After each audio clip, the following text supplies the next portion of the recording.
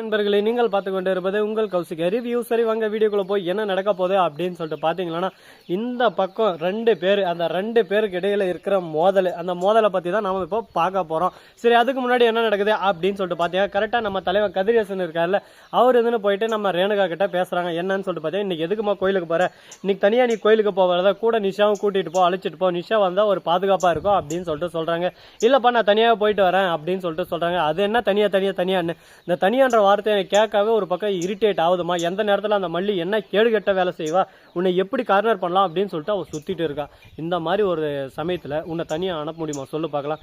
அதனால் இப்போ நீ தனியாக போகிறது உனக்கும் சரியில்லை, உன்னோட பிரச்சனைக்கும் அது ஒரு தீர்வாகாது. அதனால் நான் அப்பா என்ன சொல்கிறேனோ அதை கேட்டுட்டு நடந்துக்கோ, அதுதான் நம்ம குடும்பத்துக்கு நல்லது அப்படின்னு சொல்லிட்டு அழகாக அறிவுரை சொல்லிருக்காரு நம்ம கதிரேசன். அதே சமயத்தில் நம்ம ரேணுகா இருந்துட்டு, இல்லைப்பா வேணாம், நான் வேண்டுதலே தனியாக வந்து அந்த வேண்டுதலை பண்ணணும்னு சொல்லிட்டு வேண்டியிருக்கேன். விஜய் கூட எப்படியாவது ஒன்று சேரணுன்றதுக்கோசம் அந்த பரிகாரம் செய்ய போகிறேன். அந்த பரிகாரத்துக்கு கூட யாரும் வரக்கூடாது அப்படின்னு சொல்லிட்டு நான் வேண்டிகிட்டு இருக்கேன். உங்களுக்கு இது சொன்னால் இப்போதைக்கு கொஞ்சம் கேர்லெஸ்ஸாக தான் இருக்கேன், எனக்கு வேறு வழி தெரியல. எனக்குன்னு என் கணவர் இருந்தும் என் கூட இல்லாமல் இருக்கிறது எனக்கு நரக வேதனையாக இருக்குது. அதனால் அந்த பரிகாரத்தை நான் பண்ணி தான் ஆகணும், அதனால் என்னை தடுக்காதீங்க அப்படின்னு சொல்லிட்டு நம்ம ரேணுகாங்கன்னு சொல்லிட்டு ஏமாற்றிட்டு கிளம்புறாங்க. அந்த சமயத்தில் நம்ம வெண்பா குட்டி ப்ரில்லியண்ட்டாக ஒரு பக்கம் மூலியை யூஸ் பண்ணி அந்த உடனே நம்ம மல்லிக்கு ஃபோன் பண்ணி, இந்த மாதிரி ரேணுகா அம்மா கிளம்பிட்டாங்க, யார் வரேன்னு சொன்னாலும் அவங்க கூட்டிகிட்டே போல, அழைச்சிட்டு போல, தனியாக தான் போயிருக்காங்க.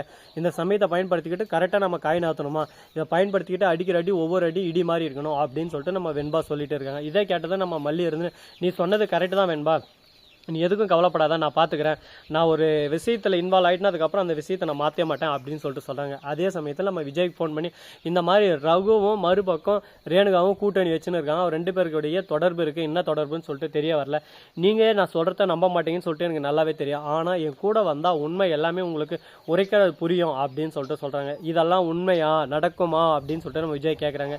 நீங்கள் இந்த மாதிரி தான் கேட்பீங்க, இந்த மாதிரி தான் பண்ணுவீங்கன்னு சொல்லிட்டு எனக்கு நல்லா தெரியும், அதனால் கூட வாங்க, வந்து பாருங்கள் என்ன நடக்குது ஏது நடக்குன்னு சொல்லிட்டு, உண்மை எது பொய் எதுன்னு சொல்லிட்டு உங்களுக்கே புரியும் அப்படின்னு சொல்லிட்டு நம்ம மல்லி சொல்கிறாங்க. மல்லி சொல்கிற ஒவ்வொரு வார்த்தையும் வேத வாக்காக இருக்குங்க. இந்த அளவுக்கு ஒரு பக்கம் பக்குவத்தோடையும் அழகாக ஒருத்தருக்கு எடுத்து சொல்கிற பக்குவம் யாருக்கு வரும் சொல்லுங்க பார்க்கலாம், மல்லிக்கு தான் வரும். மல்லி இதெல்லாம் சொல்லி ஒரு பக்கம் புரிய வைக்கிறாங்க. ஆனால் அதே சமயத்தில் இன்னொரு ட்விஸ்ட்டு தராங்க. என்ன அப்படின்னு சொல்லிட்டு பார்த்தீங்கன்னா, விஜய் கோயிலுக்கு வந்துடுறாரு. அந்த இடத்துல ரேணுகாவும் மறுபக்கம் நம்ம தலைவர் ரகு இருக்கால, 2 பேரும் ஒரு பக்கம் கலந்துரையாடல் ஆரம்பிச்சிட்டாங்க. என்னடா அப்படி பேசுவாங்க, அவங்களுக்குள்ள என்னடா இருக்குது அப்படின்னு சொல்லிட்டு உங்களுக்கு எல்லாருக்கும் தெரியும், ஆனால் நம்ம விஜய்க்கு தெரியாது. விஜய் கிட்ட போய் பார்க்கலான்னு சொல்லிட்டு பக்கம் வந்து பார்த்துன்னு இருக்காரு. நீ சுடறிதான்ற விஷயம் வீட்டில் தெரியாத வெறி நல்லது, ஆனால் இப்போ சந்தேகம் மேலே அதிகரிச்சுன்னு வந்துட்டே இருக்குது. அதனால் முடிஞ்ச வரைக்கும் அந்த வீட்டில் இருந்து நம்ம தப்பிச்சு போகிறதுக்கு பார்க்கணும். அதனால் எவ்வளோ சீக்கிரம் முடியுமோ அவ்வளோ சீக்கிரம் அந்த கதிரேசனோட கொட்டேஷன், அது மாதிரி கம்பெனி டீட்டெயில்ஸ், அது மட்டும் இல்லாமல் சொத்தை உன் பேருக்கு எப்படி எழுதி வாங்க முடியுமோ அதை ஒரு 1 மந்த்துக்குள்ளே பண்ணிடு. அப்படி இல்லைன்னா என்ன பிடிச்சாங்க வேறு வழி இல்லை, நான் கை காட்ட வேண்டிய சூழலில் தள்ளப்படுவேன். ஏன்னா அவங்க போலீஸோட அடி தரமாக இருக்கும் அப்படின்னு சொல்லிட்டு பேசினு இருக்காங்க. என்னடா திடீர்னு இப்படி கட்சி மாறுற, உன்னெல்லாம் நம்பி எந்த ஒரு வேலையை இறங்க முடியாது போல அப்படின்னு சொல்லிட்டு ரகுவை பார்த்து நம்ம ரேணுகா கேட்குறாங்க. இதோ பாரு ரேணுகா, எல்லாமே நமக்கு ஏற்ற மாதிரி அமையாது, அதனால் வாழ்க்கை எப்படி அமையுதோ அதை நம்ம ஏற்றுக்கிட்டு அதுபடி நம்ம போனால் தான் நம்ம ஜெயிக்க முடியும். அதை விட்டு இப்படி தான் நடக்கும், இதுதான் உண்மை, இதுதான் விஷயம், இதுபடி தான் இருக்கும் அப்படின்னு சொல்லிட்டு நம்ம எந்த ஒரு விஷயத்தையும் நம்பி இறங்கி செய்ய முடியாதுங்க. அதனால் முடிச்ச வரைக்கும் முயற்சி உடையார் இகழ்ச்சி அடையார், அந்த பழமொழிக்கு ஏற்ற மாதிரி நாம் செயல்பட்டால் மட்டும்தான் நம்ம ஜெயிக்க முடியும் அப்படின்னு சொல்லிட்டு அழகாக க்யூட்டாக பேசினு இருக்காங்க. இதெல்லாம் கேட்டால் நம்ம விஜய்க்கு செம கோவம் வந்துடுது.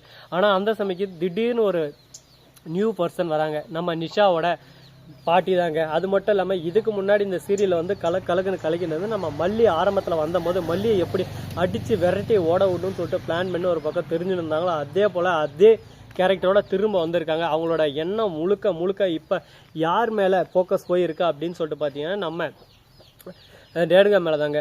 இங்கே இருக்கிறவர் ரேணுகாவே இல்லை அப்படின்னு சொல்லிட்டு நிஷாவும் ஒரு பக்கம் ரஞ்சிதமும் சொல்லி வச்சுக்கிறாங்க. என்னது, இப்போ மல்லியோட வாழ்க்கையை கெடுக்கிறதுக்கு ஒருத்தி வந்துட்டாளா, இதை நான் எப்படி விட முடியும், இது அவ்வளோ சீக்கிரம் நான் சுலபமாக விட மாட்டேனே, எந்த ஒரு பிரச்சனையும் நான் தான் பண்ணுவேன், பிரச்சனையை நான் தான் எப்போவுமே விலை கொடுத்தாங்க, எப்படி அது நான் இல்லாமல் அந்த பிரச்சனை நடக்கும், இதுக்கு நான் முடிவு கட்டியே தேடுறேன் அப்படின்னு சொல்லிட்டு பேசிட்டு இருக்காங்க. இதை கேட்டதான், என்னடா இது புது பிரச்சனையாக வந்துக்கிட்டு இருக்குது, இது எங்கே போய் முடிய போகுது, எதில் போய் முடிய போகுதுன்னு சொல்லிட்டு தெரியல. வாழ்க்கையில் நம்ம கஷ்டப்படலாம், வாழ்க்கை ஒரு பக்கம் கஷ்டமே இருக்கிறதா குமார் அப்படின்ற மாதிரி ஃபீல் பண்ணிட்டு இருக்காங்க. இதை பார்க்கும்போது நமக்கு ஒரு பக்கம் கஷ்டமாக தான் இருக்குது, என்னடா இப்படி ஆகிப்போச்சுன்னு சொல்லிட்டு. சரி, நடந்துச்சு. இதுக்கப்புறம் இதை பற்றி பேசி ஒன்றும் நடக்க போகிறது. இதுக்கப்புறம் என்ன பண்ணலாம், ஏது பண்ணலாம், எப்படியெல்லாம் இதை கொண்டு போகலாம் அப்படின்ற ஒவ்வொரு விஷயத்தையும் நாம் தாங்க திங்க் பண்ணி அடுத்தடுத்து நம்ம டெவலப் பண்ண போயிட்டே இருக்கணும். அதை விட்டு நம்ம ஐயோ இப்படி நடந்துச்சு அப்படி நடந்துச்சு நம்ம புலம்பிட்டு இருக்கிறதுனால வாழ்க்கையில் ஒன்றும் நடக்க போகிறதில்ல. அதனால் எந்த அளவுக்கு முடியுமோ அந்த அளவுக்கு சீக்கிரமாக எல்லாத்துக்கும் ஒரு முடிவு கட்டணும் அப்படின்னு சொல்லிட்டு ஒரு முடிவில் இருக்காங்க. இது ஒரு நல்லதொரு ஆரம்பமாக இருக்குமா அப்படின்னு சொல்லிட்டு பார்த்தீங்கன்னா, நல்லதொரு கழகம் பல்கலைக்கழகம் அப்படின்ற மாதிரி தெளிவாக சொல்லிட்டேன்னா என்ன பிடிச்சவங்க எல்லாரும் அதனால் தெளிவாக சொல்ல தேவையில்ல, சரியா? அதனால் எடுத்தோம் கவுத்தோம் நைஸாக அப்படியே சும்மா பேசணும், பேசாமையங்கணும், பேச்சோட இருக்கணும். அந்த மாதிரி ஒரு பக்கம் செயல்பாடு செயலோடு இருக்கணும், செயல்பாடு தெரியாமல் இருக்கணும். அந்த மாதிரி தான் போயிட்டு இருக்காங்க. இதுக்கப்புறம் என்னென்ன பண்ணுவாங்க, என்னென்ன வேலையிலலாம் லீலையிலலாம் காட்ட போகிறாங்கன்னு சொல்லிட்டு உங்களுக்கே தெரிய வரும். ஏன்னா நம்ம ரேணுகா பற்றி உங்களுக்கு நல்லாவே தெரிஞ்சுட்டு இருக்கும்.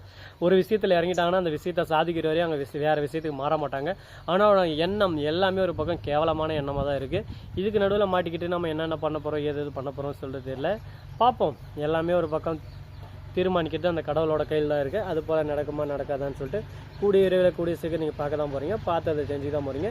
இந்த வீடியோ உங்களுக்கு பிடிச்சிருந்தா லைக் பண்ணுங்கள், கமெண்ட் பண்ணுங்கள், ஷேர் பண்ணுங்கள், டிண்டிங் பெல்லை தட்டி விட்டு போங்க. அப்போ தான் நாம் ஒரு அடுத்தடுத்த வீடியோ உங்களுக்கு உடனுக்குடன் நோட்டிஃபிகேஷனில் வந்து கொண்டே இருக்கும். மிக்க நன்றி. தேங்க்ஸ் ஃபார் வாட்சிங். Tata see you. நன்றி, வணக்கம், வந்தனம், வருகிறேன். இப்படி தாங்க ஒரு பக்கம் பிரச்சனை எல்லாமே ஒரு பக்கம் அசம்பாவிதம் எல்லாமே கலந்து போயிட்டு இருக்கு. இது எல்லாமே ஒரு முற்றுப்புள்ளி வைக்கணும் அப்படின்னு சொல்லிட்டு யாரா அப்படின்னு சொல்கிறது நம்மளோட ஃபேன்ஸ். அடிக்கடி இந்த மாதிரி ஃபேன்ஸு காமெடி பண்ணாதரான்னு திட்டுறையும் நல்லா தெரியுது. என்ன பண்ணுறது, நானும் ஒரு பக்கம் சொல்லி நல்லா. அதனால தான் தேங்க்ஸ் ஃபார் வாட்சிங். Tata see you. நன்றி, வணக்கம்.